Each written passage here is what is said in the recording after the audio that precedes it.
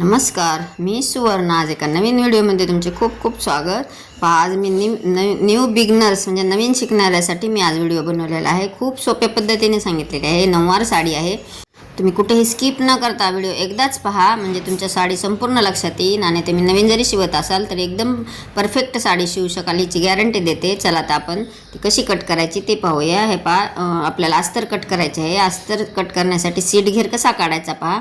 28 इंचचा seat घेर आहे, त्याचे अर्धे केले 14 इंच येते. परत त्याचे अर्धे करायचे, परत 7 इंच, 7 आणि 14ची बेरीज करायची, 21 इंच येते. त्याच्यामध्ये प्लस 1 इंच ॲड करायचे, तर किती होते 22 इंच होते. 22चे अर्धे करायचे, म्हणजे बरोबर आपल्याला 11 इंच सीट घेर मिळालेला आहे. तर सीट घेर आणि सीट उंची आपल्याला ही परफेक्ट अशी मिळालेली आहे. अंगावर माप घेतलेले आहे. तर कशी काढली आपण हे तुम्ही लक्षात घ्या.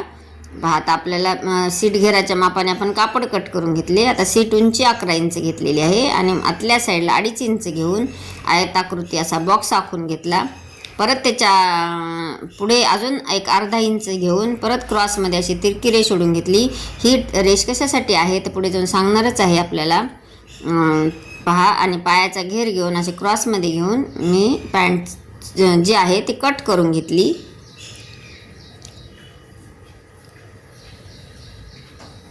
हे जे क्रॉसमध्ये कट केलेलं आहे ते कमरेला जे आहे ते एकदम बरोबर असे बसते. खूप मोठे होत नाही आहे आणि परफेक्ट असे बसते. त्यामुळे आतल्या साईडला अर्धा इंच घेऊन मी कट केलेली आहे. पहा, आपली पॅन्ट जी आहे ती कट तयार झालेली आहे. आता आपण साडी कट करूया. साडी कट करण्यासाठी पहा, मी साडी उंची जी आहे ते साडी उंची जास्त असते आणि आपल्याला 30 उंचीची साडी शिवायची आहे.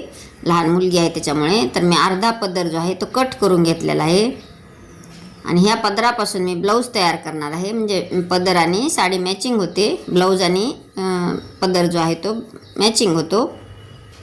आता उंची कट करायची आहे. तर मी उंची कट करताना मी माझ्या हाताच्या डाव्या साईडला पदर ठेवलेला आहे. हाताच्या डाव्या साईडला पदर येईन ह्या पद्धतीने ठेवून खालच्या साईडने उंची कट करून घेतली. म्हणजे खालच्या साईडने उंची मोजून घ्यायची आणि वरच्या साईडने जे आहे ते कट करून घ्यायचे आहे. म्हणजे आपल्याला वरचे काठ जे आहे ते काढून घ्यायचे आहेत. ह्या पद्धतीने मी पूर्ण आखून घेऊन कट करून घेणार आहे. आपल्याला जेवढी उंची हवी आहे तेवढ्याच मापाची मी साडीची उंची कट करून घेतलेली आहे. फक्त 1 इंच ॲड करायचे. आपल्याला जेवढी उंची हवी आहे 30 इंच आहे तर 31 इंच घेतलेली आहे. पहा, आपण आता मी हाताच्या डाव्या साईडला पदर ठेवलेला आहे. कट करतानाही पहा, हे जर चूक झाली तर तुमची साडी पूर्ण बिघडू शकते. हाताच्या डाव्या साईडला पदर ठेवून आणि साडी जी आहे ते सुईशी शिवलेली आहे. म्हणजे सुलट बाजू वरी आहे आणि उलट बाजू खालच्या साईडने आहे. पहा, उंचीच्या जेवढी उंची आहे त्याच्या उंचीच्या डबल घेऊन एक निशाणी करून घेतली आणि खालीपर्यंत अशी सरळ एक रेष ओढून घेतली. आता खालच्या साईडने आपल्याला 10 इंच एक्स्ट्रा घेतलेले आहे. काठाच्या साईडने 10 इंच एक्स्ट्रा घेऊन मी अशी क्रॉसमध्ये एक रेष ओढून घेतली. हा झाला आपला पदर. कट करायचा आहे आपल्याला. आता जसे आखले आहे त्या पद्धतीने मी कट करून घेणार आहे.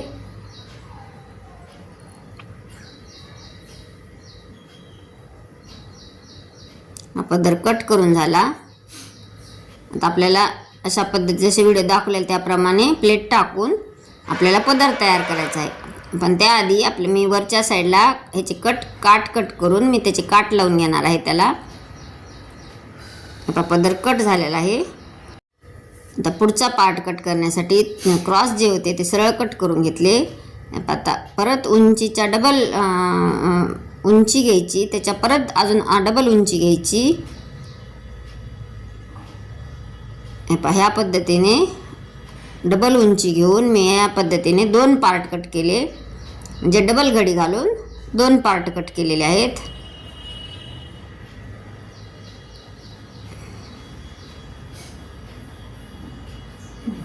एवढे भाग जो आहे तो एक्स्ट्रा होतो साडीचा तेवढा कट करून घ्यायचा. तर एकदा चेक करून घेऊया की बरोबर आलेली आहे का. आपली उंचीच्या डबल घ्यायची आहे. आपले एकदम परफेक्ट असे आलेले आहे. आता एक्स्ट्रा जे कापड आहे तेवढे कट करून टाकूया.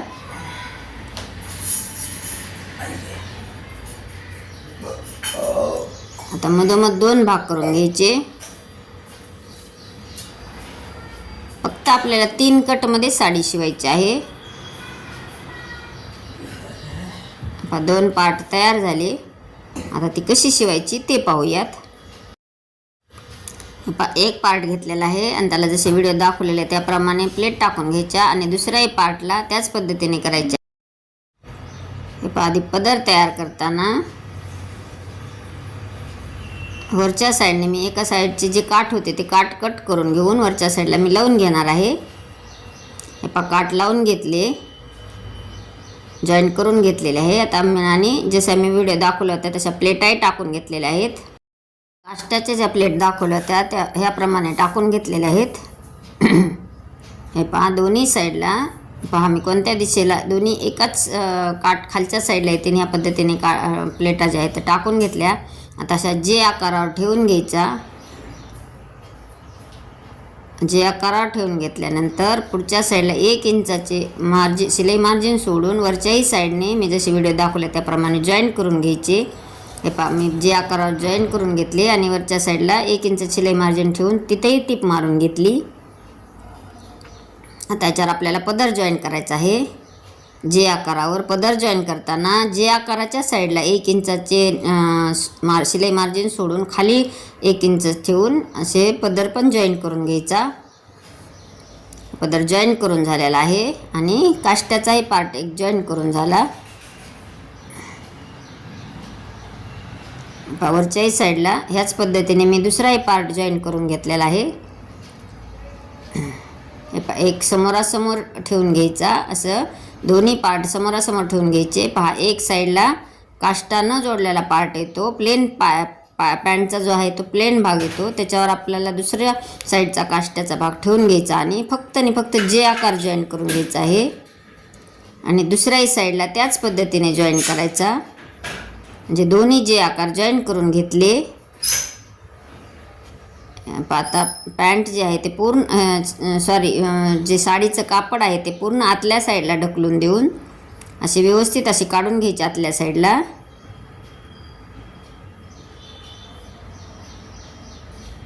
आणि फक्त जो व्ही शेप असतो, जे पायाचा आपण क्रॉसमध्ये कट केलेला आहे व्ही शेप, तो जॉईन करायचा. फक्त व्ही शेप जॉईन करायचा आहे. व्ही शेप जॉईन करून घेतला. आता पॅन्ट जी साडी आहे ती उलटी आहे ती सुलटी करूया. आपला जो साडीचा पार्ट आहे ते तयार झाला.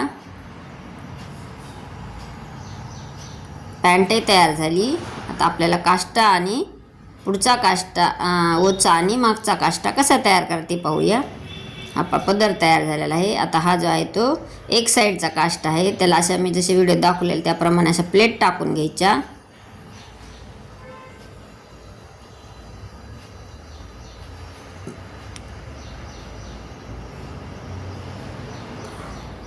आपण जिथपर्यंत शिलाई मार्जिन सोडलेले आहे जे आकारापर्यंत तिथपर्यंत आपल्याला अशा व्यवस्थित प्लेट टाकून घ्यायच्या आहेत. असे व्यवस्थित धरून घेऊन एक पिन लावून घ्यायची, म्हणजे आपले जे काष्टा आहे ते व्यवस्थित येतो आणि बरोबर शिलाई मार्जिनच्या बरोबर अशी येईल. ह्या पद्धतीने अर्धा भाग एके साईडला आणि अर्धा भाग एका साईडला येईल जे आकाराचा. असं ह्या पद्धतीने एक टाचणी लावून घेतली. हा झाला मागचा काष्टा. आता पुढचा काष्टा तयार करूया. पुढचा ओचा तयार करायचा. ओचा तयार करताना त्यालाही ह्याच पद्धतीने करायचे आहे.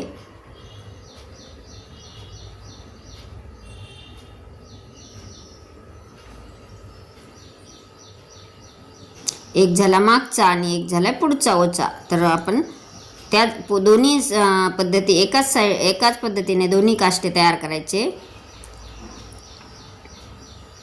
अशी एक व्यवस्थित पिन लावून घ्यायची.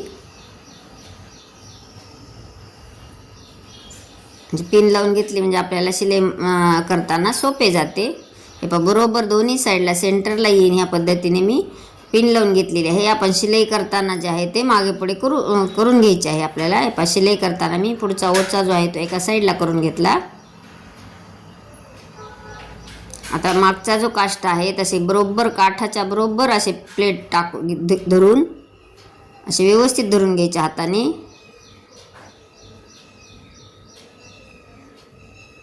जसे मी व्हिडिओ दाखवलेले त्याप्रमाणे आणि बरोबर सेंटरला येईल जे आकारावर जो आपण जे आकार जॉईन केलेला आहे त्या जे आकारावर येईल अशी वरचा काठ सोडून एक मधोमध टीप मारून घ्यायची, म्हणजे मागचा काष्टा जो आहे तो अजिबात कुठेही सरकणार नाही. जॉईन करून घेतले म्हणजे काष्टा जो आहे तो एकदम परफेक्ट आणि प्रॉपर राहतो. मागचा काष्टा तयार झालेला आहे आणि पुढचा ओचाही तयार झालेला आहे. आता पाय तयार करण्यासाठी एक पहिली मिरी घ्यायची.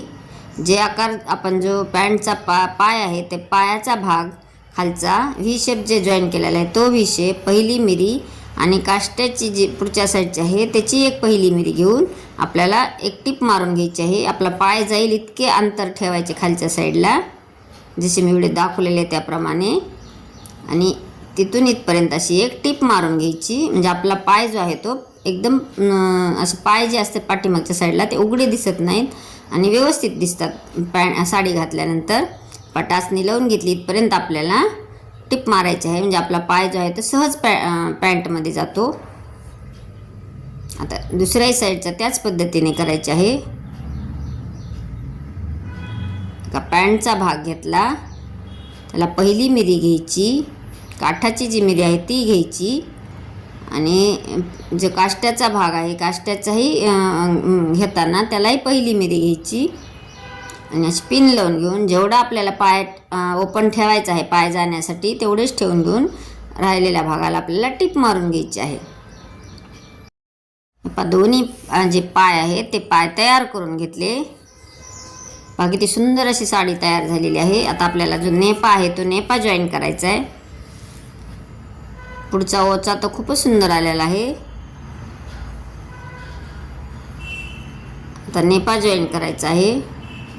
नेपा जॉईन करण्यासाठी मी काठ कट करून घेतलेले आहेत आणि काठाच्या साईड मी काठाचाच नेपा लावणार आहे, म्हणजे वरच्या साईडला दिसायला एकदम साडी सुंदर दिसते. ह्या पद्धतीने काठ जॉईन करून घ्यायचे एका साईडला आणि परत ते वरच्या साईडने दुमडून घेऊन पूर्ण टिप मारून घेणार आहे. चला आता आपण मशीनवरती नेफा कसा जोडायचा हे पाहूयात. हे पहा, मी एका साईडला अशी दुमडून टिप मारून घेतली काठाला आणि त्याच्याने मी आता एका साईडने असे खालच्या साईडने ठेवून सुलट बाजूला मी टिप मारून घेत आहे. सुलट बाजूने पूर्ण पट्टी जी आहे ते जॉईन करून घ्यायची. पट्टी जॉईन करून झाली. आता दुसऱ्या साईडला आपल्याला कट करून घेऊन मी जेवढे हवे आहे तेवढे ठेवून घेऊन बाकीचं कापड कट करून घेतले आणि त्यालाही दुमडून टिप मारून घेतली. टिप मारून झालेली आहे. आता जसे पूर्ण असे व्यवस्थित पॅक करून घ्यायचे. नेपाची एक साईड पट्टी जॉईन करून झाली. आता दुसरी साईड जॉईन करायची. तर दुसऱ्या साईडला जॉईन करताना पहा एकावर एक अशी येईल, म्हणजे काठ जे आहे ते वरच्या साईडला येईल या पद्धतीने ठेवायची. पण त्यासाठी मी दाबटीप मारून घेतली. दाबटीप मारल्यामुळे काय होते की फिनिशिंग जे आहे ते एकदम व्यवस्थित येते आणि आपल्याला नेफा जोडायलाही त्रास होणार नाही. आता वरच्या साईडला असे ठेवून घेऊन पूर्ण नेफ्याला मी टिप मारून घेणार आहे. खूप सोप्या पद्धतीने दाखवलेले आहे. तुम्हाला जर व्हिडिओ आवडला तर एक लाईक करा, चॅनल नवीन असाल तर सबस्क्राईब करा. पहा आता पूर्ण नेफा तयार झाल्यानंतर याच्यामध्ये इलास्टिक घालायचे आहे, कारण छोटी मुलगी आहे त्यांना नाडा बांधायला अवघड पडते. तर इलास्टिक जे आहे ते घातले म्हणजे एकदम पॅन्टसारखे आपले खालीवरी करायला पटकन सहज आणि सोपे होते. त्यासाठी मी इलास्टिक ओवून घेणार आहे. बघ, साडी तयार झाली. आवडली तर लाईक शेअर सबस्क्राईब करायला विसरू नका. पहा किती सुंदर अशी साडी तयार झाली. हा झाला पुढचा ओचा, हा नेफा झालेला आहे आणि हा पाठीमागचा काष्टा आणि पदर. पहा पाठीमागचा काष्टा तर खूपच सुंदर आलेला आहे आणि एकदम आपण पॅक केल्यामुळे कुठेही काष्टा इकडे तिकडे सरकत नाही आणि एकदम प्रॉपर असा राहतो. हा मागचा काष्टा आणि हा पुढचा ओचा. ब्राह्मणी साडी आहे. पहा तुम्हाला कस्टमरला तर खूप आवडली. तुम्हाला जर आवडली असेल तर नक्कीच कमेंट करा.